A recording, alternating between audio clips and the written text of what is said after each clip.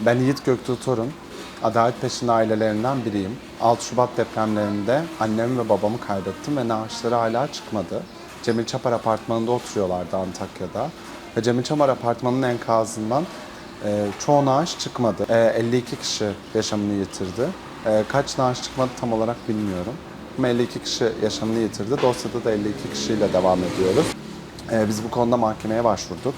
Aslında şu an bizim devam eden bir davamız var. Biz naaşlar bulunmamasından sonra aslında müteahhit, şantiye şefi, yapı denetim bu kişilerle ilgili dosyamız devam ediyor. Kendileri şu an tutuklu yargılanıyor. Yani müteahhitimiz ve yapı denetim özür dilerim, müteahhitimiz ve şantiye şefi tutuklu olarak yargılanıyorlar. Aslında davada karar duruşması bitti, yani karar verildi ama istinafta şu an dosya. Kararda da birinci taksirden 17 yıl 6 ay ceza aldılar müteahhitimiz ve şantiye şefi. Tabii ki bunun yatarı yani 7 yıl falan biliyoruz. Yani çok da aslında 17 yıl içeride kalacaklar gibi bir anlam yok. Burada nasıl bir sorun var? Ben aslında hani annemin babamın naaşını bulmamam sadece manevi bir yük gibi geliyor. Burada manevi bir zorunluluk gibi geliyor. Manevi bir zorluk gibi geliyor. Ama aslında bürokratik olarak ben çok zorlandım. İlk yıl annemin babamın naaşını bulamadığım için ölüm belgesi alamadım. Ölüm belgesi alamadığım için bir yıl boyunca beklemem gerekti. Gayiplikle uğraşmam gerekti. Yeni böyle hukuki süreçleri geçirmem gerekti ve ben sonrasında, bir yıl sonrasında aslında bir belge alabildim. Ve o süre boyunca ne yardımlara erişebildim, ne annem ve babamın hesaplarına erişebildim, ne bizim belki de elimizde olan mal mülklerle ilgili bir işlem yapabildim. Hiçbiri olmadı. Ve bu süreçte tamamen kendi başıma bırakıldım. Aynı şekilde davalarla ilgili de davalarda bizim binamız Cemil Çapar Apartmanı cadde üzerinde yıkılan, yani ağır hasar değil, yıkılan ve ölüm olan tek bina aslında. Tüm cadde ayakta ama Cemil Çapar Apartmanı yıkıldı. Sonrasında naaşlar bile bulunmadı ve böyle bir durumda bile biz duruşmalarda şunu açıklamaya çalışıyoruz. Burada bir ihmal var. Yani bu insanlar öldü demek doğru değil. Bu insanları ihmal öldürdü. Bu ihmale kim sebep olduysa ben bunların cezasını çekmesini talep ediyorum. Ben aslında burada bütün bu yaşananlarda annemle babamın öldüğünü düşünmüyorum. İhmallerin annemle babamı öldürdüğünü düşünüyorum. Bu ihmaller de aslında kimler bu ihmale sebep olduysa cezalarını almalarını istiyorum. Burada bir cadde üzerinde bir bina yıkıldıysa, saniyeler içinde yeni bir bina yıkıldıysa, burada tam 2003 olması lazım, emin değilim. 99 sonrası yapılan bir bina. Burada bu kadar ölüm olduysa, naaşlar ortaya çıkmadıysa ben bunun ihmalden dolayı olduğunu düşünüyorum. İhmallerde de kimin sorumluluğu varsa cezasını alsın istiyorum. Burası bir deprem bölgesi.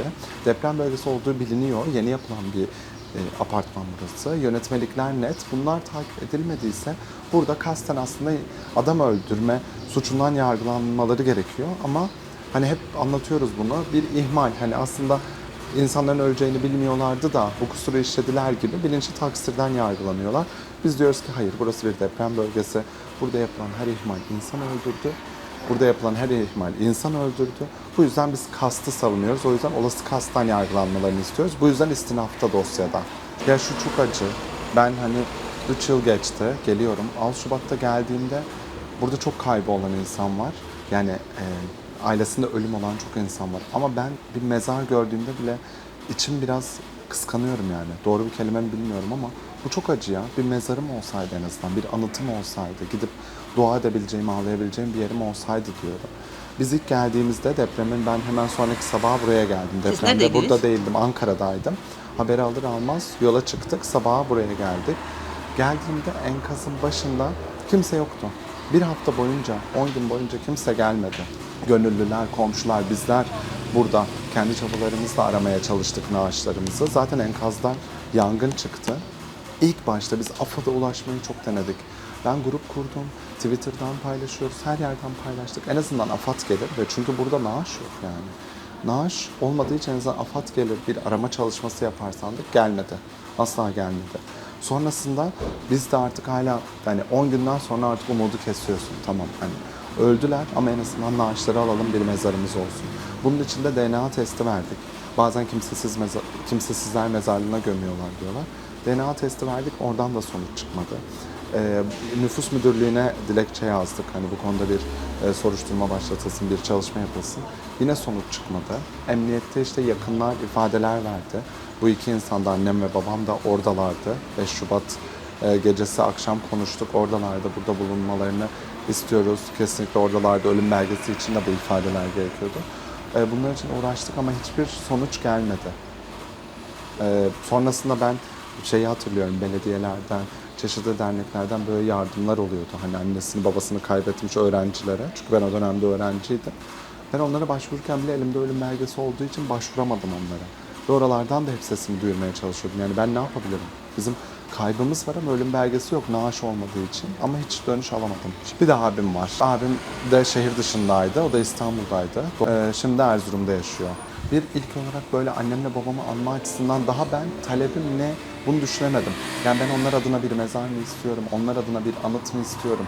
Bize o kadar sorulmadı ki, o kadar daha bürokratik yardımlar bile kolaylaştırılmadı ki ben bu talep kısmını bilmiyorum ilk başta. Hani böyle onları anmak için bir mezar mı yapılsın, bir anıt mı yapılsın bilmiyorum. Ama ilk istediğim, ilk talebim bürokratik süreçler kaybı olanlar için daha da kolaylaştırılmalı. Bir bilgilendirme olmalı. Ben hala burada işte bizim evimizin yerine hani yerinde dönüşümde kurada ev çıkıyor ya. O evde annemin adı çıktı. Şimdi annem ölmüş, annemin adına çıkıyor ama ev benim üstüme. Bunu ne yapacağım bilmiyorum. Mesela bugün tekrar AFAD'a gideceğim.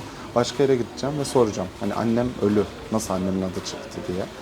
Bütün bu bürokratik süreçler beni çok zorluyor. Artık ben bu bürokratik süreçlerde bir kolaylık, bir yol göstericilik istiyorum devletten. Kura'da annemin ismi çıktı. Kura'da Berna Torun çıktı. Kura çekimleri yapılıyor.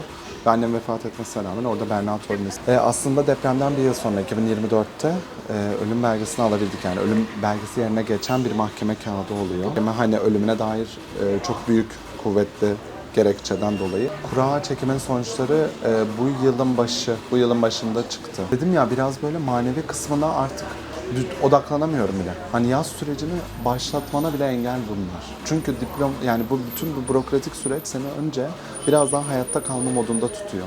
Yani görüyorsun ve ben dedim ki aha sil baştan tekrar başlayacağız.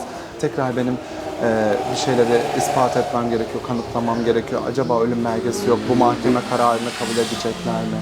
Başka bir yerden daha onay almam gerekiyor mu? Yani böyle bıkmış durumdayım. Tekrar çünkü yani o kuruma gidiyorsun, bir başka kuruma gidiyorsun. O kadar yorucu ki ben daha bunun bende yarattığı manevi tahribata odaklanamadım bile. Çünkü fiziksel olarak yorgunum hepsinden önce. Tekrar Antakya'ya gel, bütün bu belgeleri hallet. Bunun kolaylaştırılması gerekiyor. Hani bütün bu bürokratik sürecin dışında da bütün bu mahkeme davaları yani bizim mahkemelerde süren bütün davalarımız o kadar ağır geçiyor ki her seferinde tekrar yaşıyoruz tüm süreçleri. Her seferinde tekrar anlatmamız gerekiyor ve bu duruşmalarda çok kötü muameleye de maruz kalıyoruz. Yani karşı taraf sanık avukatları kötü sözler sarf edebiliyor, sanıklar edebiliyor. Mahkeme zaten olayı detaylı bir şekilde dinlemiyor. Bizim en büyük talebimiz, benim en azından Adalet Peşin ailelerinin bir üyesi, ailesi olarak adaletin sağlanması. Adalet iyileştirir ve adalet sağlandığında ben biraz daha içim rahat etmiş olacağım. Orada kim bu ihmalde suçu olan kim varsa, benim annemin babamın naaşının bulunmamasında suçu olan kim varsa cezasını aldığı gün ben biraz daha rahat edeceğimi düşünüyorum. O yüzden benim en büyük talebim adalet. İkinci talebim de özellikle kaybı, naaşını bulamayanlar için bürokratik kolaylıklar ve devlet.